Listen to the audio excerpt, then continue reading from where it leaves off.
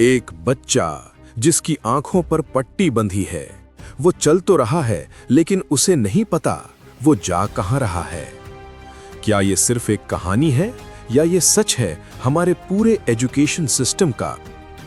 हम पैदा होते हैं और कुछ साल बाद हमें एक रेस में डाल दिया जाता है। नर्सरी, स्कूल, ट्यूशन, एग्जाम्स और फिर कंपटीशन। लेकिन किसी ने कभी पूछा, क्या हम सच में सीख रहे हैं या सिर्फ याद कर रहे हैं? आज एक बच्चे की कीमत उसके मार्क्स से तय होती है।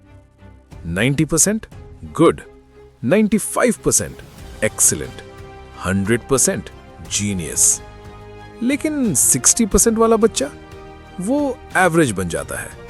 पेरेंट्स कहते हैं हम तुम्हारे लिए सब कर रहे हैं, लेकिन क्या वो बच्चे के सपने समझते हैं?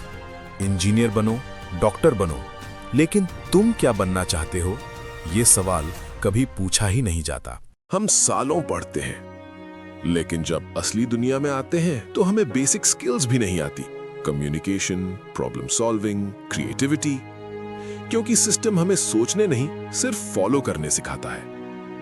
एजुकेशन अब एक बिजनेस बन चुका है।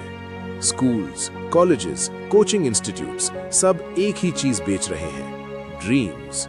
और इन ड्रीम्स की कीमत लाखों में है। प्रेशर इतना बढ़ जाता है कि कुछ बच्चे टूट जाते हैं। एंजाइटी, स्ट्रेस, फियर ये अब आम हो चुका है।